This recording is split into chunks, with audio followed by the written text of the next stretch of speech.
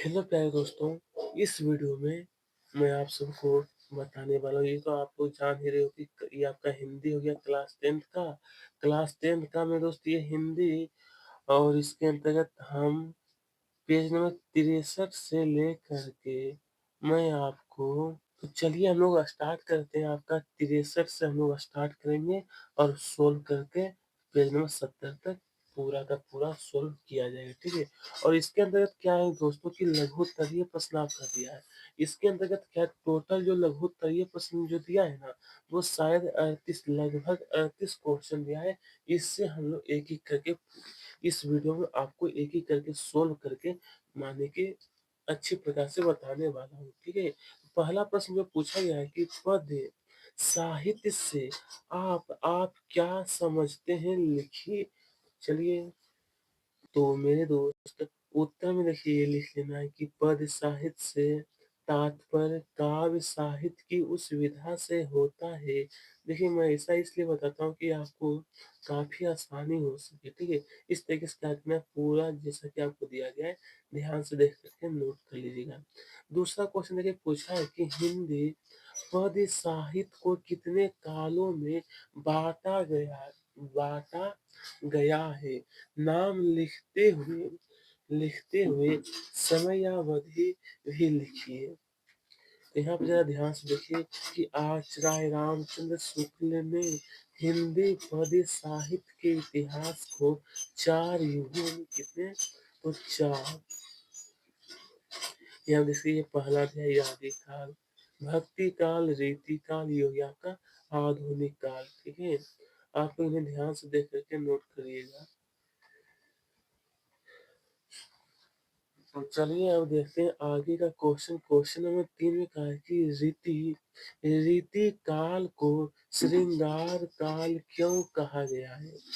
रीति काल को तो उत्तर होगा, रीति काल को श्रृंगार काल इसलिए कहा जाता है क्योंकि रीति काल अधिकतर कवियों की रचना में श्रृंगार रस की प्रधानता रही है। रीति काल के अधिकांश कवि दरबारों पर आश्रित कवि थे। इस तरीके से अगर थोड़ी सी लंबी आंसर है क्योंकि लघु ये है तो इसमें थोड़ा सा लंबा होगा, ठीक है। ऊपर है और ये देखिए पूरा नोट कर लेना अच्छी प्रकार से। तो चलिए अब देखेंगे हम लोग दोस्तों क्वेश्चन नंबर 4 आपका दिया है कि रीति काल की विशेषताएं या प्रवृत्तियों लिखिए। तो उत्तर लिखना है, उत्तर की रीति काल की विशेषताएं निम्नानुसार है। पहला, लक्षण ग्रंथों का निर्माण, ये रहा। दूसरा पॉइंट यहाँ पे देखिए तो दिया गया हमारा कि आश्रयदाताओं की प्रशंसा, ठीक है। नंबर 5 में कहा गया कि रीति काल के कवियों के नाम एवं प्रत्येक की एक एक रचना लिखिए। प्रत्येक की, तो ये रहा रीति कालीन कवि और ये रहा रचना। ध्यान से देख लीजिए। बिहारी लाल का हो गया बिहारी सतसई। नंबर 6 में कहा है कि प्रयोगवादी काव्य की विशेषताएं यानी कि प्रवृत्तियां लिखिए। प्रवृत्तियां, तो प्रयोगवादी काव्य की कोई 4 विशेषता।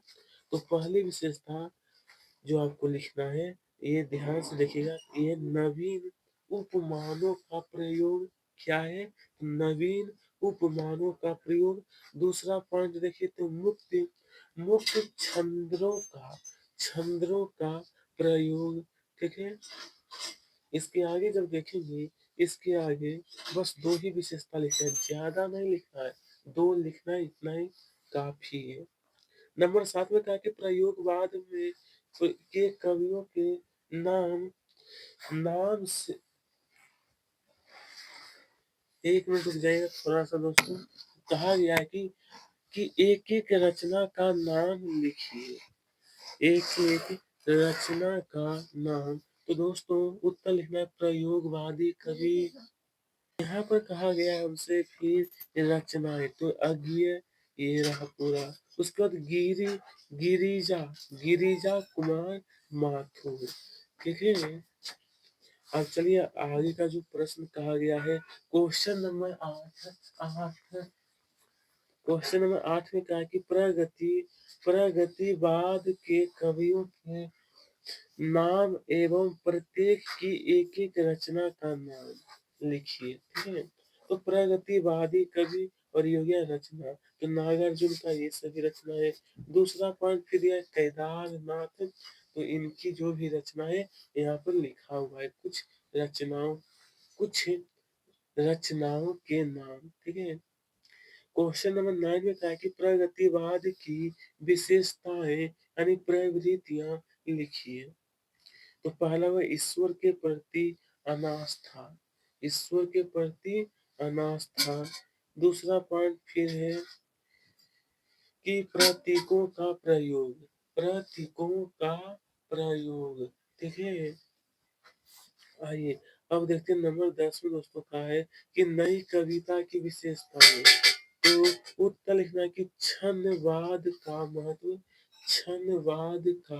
महत्व ये रहा। फिर दूसरा पॉइंट आपको ये लिख देना है जो नीचे में आपका दिया है बिंब। क्या है? बिंब। ठीक है। हाँ तो चलिए अब आगे देखते हैं। नंबर 11 में कहा है कि नई कविता के कवि एवं उनकी एक एक रचना का नाम। तो नई कविता के कवि ये हो गया हमारी रचना है।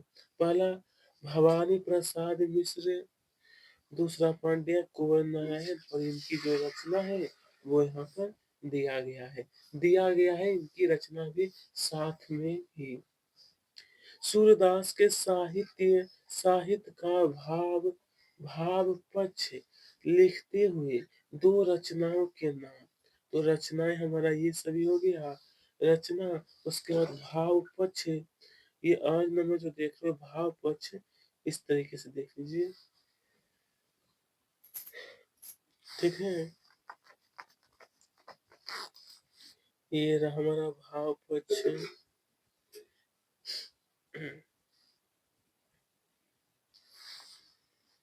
उसके बाद दूसरा पॉइंट दिया है कि कला पक्ष। ठीक है। कला पक्ष, तो इसके बारे में ये रहा हमारा आंसर। नीचे में भी दिया गया है, जरा ध्यान से देख लीजिए। और ये एक पॉइंट और है कि में स्थान, साहित्य में स्थान। ठीक है। अब देखते हैं नंबर 13 में कहा गया, क्वेश्चन नंबर 13, गोस्वामी तुलसीदास की दो रचनाओं के नाम एवं एवं काव्यगत विशेषताएं लिखिए। ये हो गई रचनाएं रामचरितमानस, दोहावली, गीतावली, कवितावली, विनय पत्रिका, और ये रहा हमारा भाव पक्ष पे ये लिखना है जो नीचे दिया गया है। और ये रहा आपका बला कच्छ। क्या है दोस्तों? बला बला पक्ष, सॉरी बला नहीं, यहाँ पर कला लिखा हुआ। क्या है? कला पक्ष, थोड़ी सी गलती हो गई। कला पक्ष इस तरीके से लिख लेना है। और फिर हम दिया हिंदी साहित्य में जो उनका स्थान है वो भी यहाँ पर दिया गया है। अब देखते हैं नंबर 14 में कहा है जयशंकर प्रसाद की काव्यगत विशेषताएं। जयशंकर प्रसाद की काव्यगत, तो ये रहा रचनाएं, भाव पक्ष, सभी चीजें आपको अच्छी प्रकार से बताया जा रहा है। ठीक है। और नीचे में दिया कि इनकी भाषा में सहज प्रवाह एवं काव्य सौंदर्य है। ठीक है। तो इसके बाद फिर ये रहा साहित्य में स्थान। ठीक है। नंबर 15 में कहा गया कि गोपियों द्वारा उद्धव को भाग्यवान कहने में क्या व्यंग नहीं थे।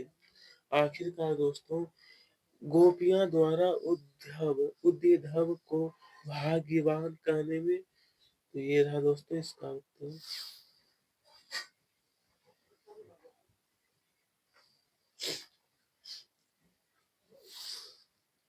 चलिए अब आगे देखते हैं, नंबर 16 में कहा गया है कि उद्भव के व्यवहार की तुलना किस किस से की गई है। व्यवहार की जो तुलना है, तो उत्तर लिखना है कि उद्भव के व्यवहार की तुलना कमल पत्र से की गई है, जो पानी में रहकर भी पानी से गीला नहीं होता। उद्भव की तुलना तेल युक्त घड़े से की गई है, जो कि जल में डुबोने पर भी उस पर पानी नहीं ठहर पाता। उस पर पानी नहीं ठहर पाता। क्वेश्चन नंबर 17 कि गोपियां ने किन किन उदाहरणों के माध्यम से उद्भव को उलाहने दिए हैं। इस तरीके से लिखना, पहले ये वाला, इसके अंदर कुछ पॉइंट दिया है। ये रहा पॉइंट, पहला पॉइंट, ये रहा दूसरा पॉइंट, ये रहा आपका दूसरा पॉइंट, कुछ पॉइंट और नीचे भी दिया है, ये रहा तीसरा, ये रहा चौथा पॉइंट। ठीक है, तो नीचे में जो दिया ना पांचवा, कि तुम पहले से ही चतुर थे और अब कृष्ण से राजनीति पढ़कर और अधिक चतुर बन गए हो। ठीक है,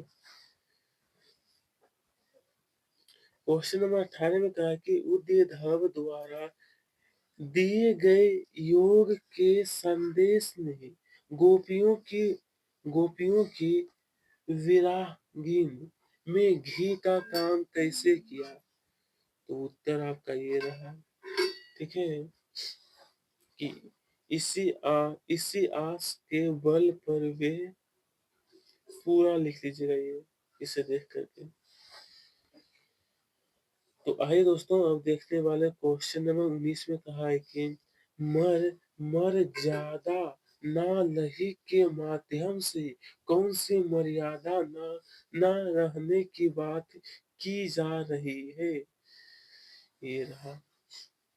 देखिए इसमें क्या, थोड़ी सी लंबी आंसर दिया गया है, क्योंकि ये लघुत्तरीय है। उसमें क्या था, इसके पहले वाले हम लोग देखे थे, जिसमें क्या था, टोटल 98 क्वेश्चन जो दिया था ना, उसमें क्या था, एक शब्द एक वाक्य में कहा गया था उत्तर लिखने के लिए। लेकिन इसमें क्या है, थोड़ी सी कुछ सेंटेंस यानी वाक्य में लिखने की जरूरत होती है। ठीक है,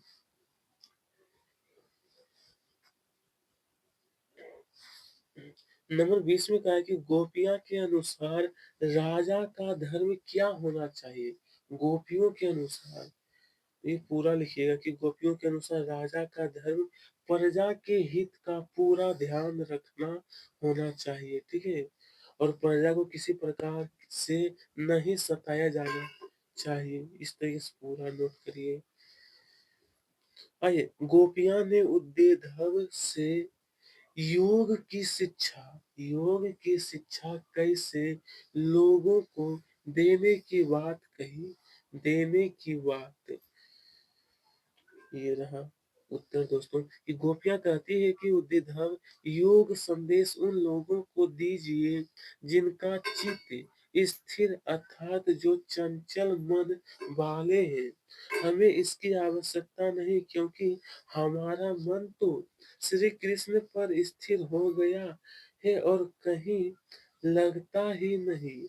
ठीक है, नंबर 22 में कहा है, परशुराम के क्रोध करने पर करने पर लक्ष्मण ने धनुष के टूट जाने के लिए कौन कौन से तर्क दिए।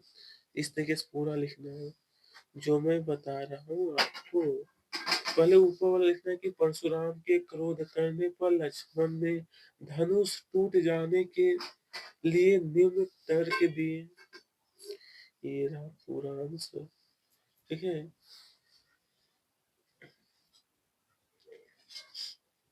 तो चलिए अब आगे देखते हैं।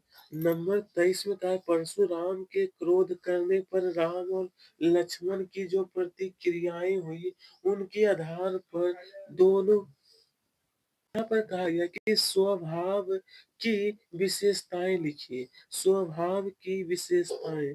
तो लिखना है कि राम के स्वभाव की विशेषताएँ। जैसा कि यहाँ पे बहुत ही अच्छी प्रकार से आपको आंसर दिया गया है कि राम के स्वभाव की विशेषताएँ।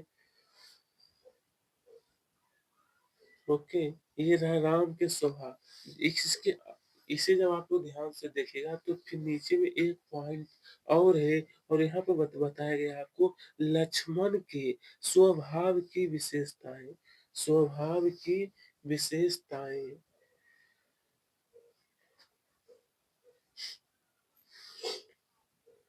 ठीक है?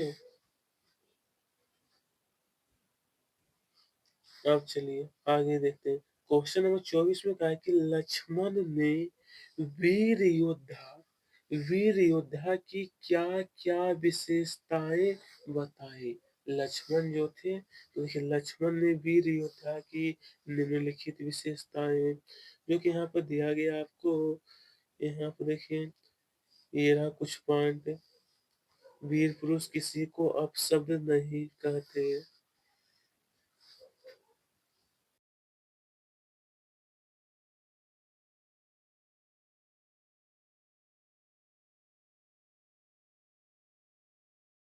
ठीक है, थोड़ी-सी अगर आवाज़ में दिक्कत हुई तो उसके लिए मैं माफ़ी चाहता हूँ, ठीक है?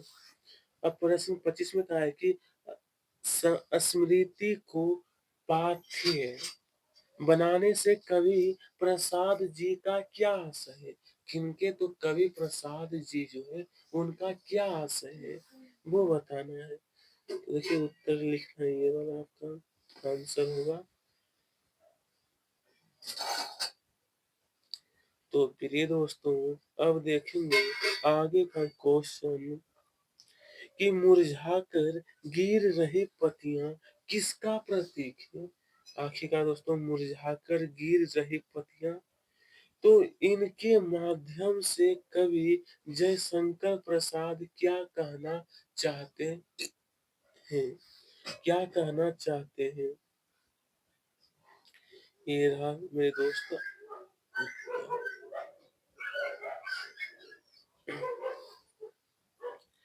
चलिए अब देखते हैं नंबर 27 में कहा गया कि कवि निराला बादल से फुहार रिमझिम या बरसने के स्थान पर गरजने के लिए कहता है, ऐसा क्यों? ऐसा क्यों? तो ये रहा दोस्तों इसका उत्तर, ठीक है? ये पूरा आप लोग ध्यान से देखिए और अच्छी प्रकार से उत्तर लिखिएगा।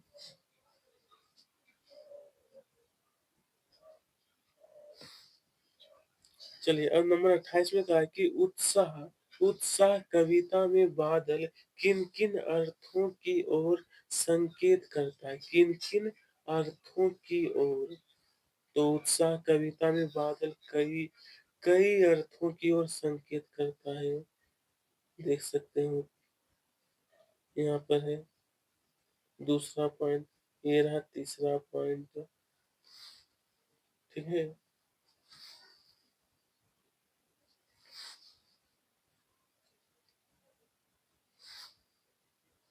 और ये रहा मेरे दोस्त चौथा पॉइंट, ये रहा आपका पांचवा। अब देखने वाले क्वेश्चन नंबर 29 में कहा है कि कवि निराला की आंख फागुन की सुंदरता से हट रही क्यों नहीं हट रही? तो दोस्तों ये, ठीक है? तो अब आगे की ओर देखते हैं दोस्तों। आगे का क्वेश्चन जो दिया है कि फागुन में ऐसा क्या होता है जो कि बाकी ऋतुओं से भिन्न है? आखिरकार फागुन में ऐसा क्या है? तो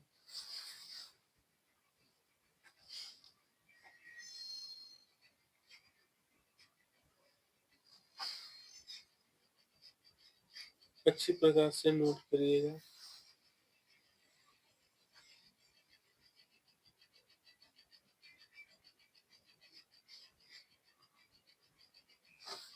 आइए तो अब यहाँ पर कहा है मेरे दोस्त क्वेश्चन नंबर 31 में, होली के आसपास प्रकृति में जो परिवर्तन दिखाई देते हैं, उन्हें अपने शब्दों में लिखिए। आखिरकार होली के आसपास प्रकृति में जो परिवर्तन दिखाई देते हैं, ठीक है? तो इसका उत्तर ये रहा। तो चलिए अब हम लोग देखने वाले हैं। हाँ, तो चलिए अब यहाँ पर 32 में कहा कि बच्चे की दंत रीत मुस्कान का कवि नागार्जुन के मन पर क्या प्रभाव पड़ता है? आखिरकार उन पर क्या प्रभाव पड़ता है? दोस्तों ये आपको अच्छी प्रकार से उत्तर लिखना है कि बच्चे की दंतु रीत मुस्कान में जीवन का संदेश है।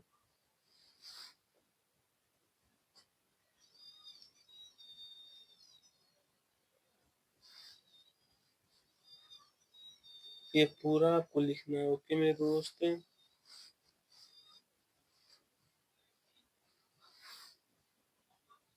अब देखेंगे क्वेश्चन नंबर 33 में कहा है कि बच्चे की मुस्कान और एक बड़े व्यक्ति की मुस्कान में क्या अंतर है?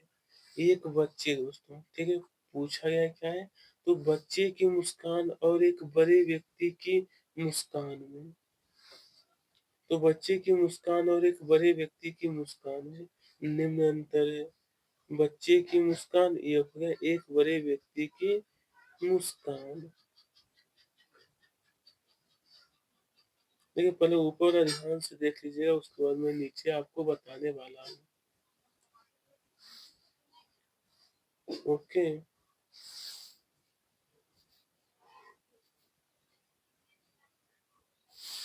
अब चलिए क्वेश्चन नंबर 34 में कहा है कि कवि कवि नागार्जुन के अनुसार फसल क्या है? किन के अनुसार दोस्तों? तो पूछा गया कि कवि नागार्जुन के अनुसार फसल आखिरकार क्या है? तो ये रहा मेरे दोस्त उत्तर। उत्तर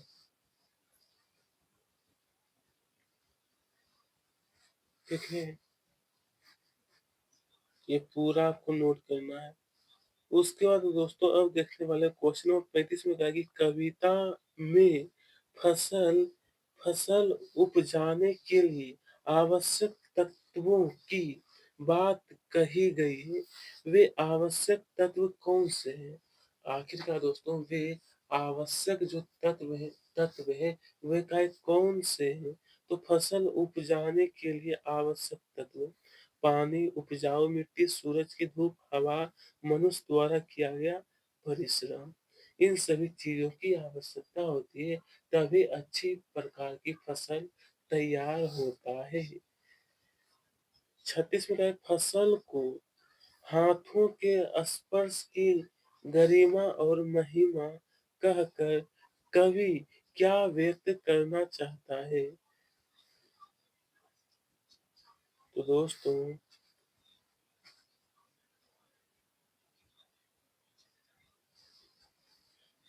ये पूरा आंसर होगा। ओके।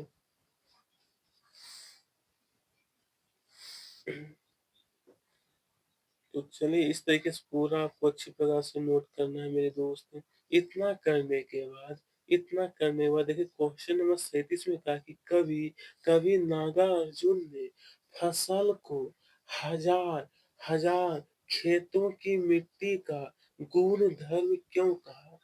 हजार हजार खेतों की मिट्टी का गुण धर्म।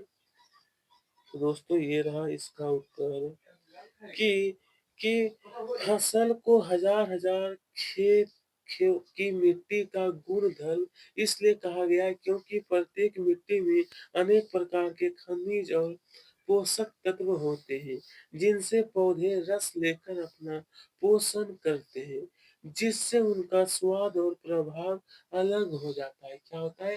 काफी अलग। क्वेश्चन नंबर 38 में क्या कि संगतकार किन किन रूपों में मुख्य गायक गायिकाओं की मदद करते हैं? किन किन रूपों में? तो मेरे दोस्त ये रहा उत्तर। ठीक है, क्वेश्चन नंबर 38 का। उसके बाद फिर इसी के साथ हम लोगों ने इससे भी पूरा क्वेश्चन नंबर 38 38 तक जो दिया था पूरा का पूरा यानी सारा हल कर चुके हैं। तो ठीक है, फिर से अगली वीडियो में मिलेंगे।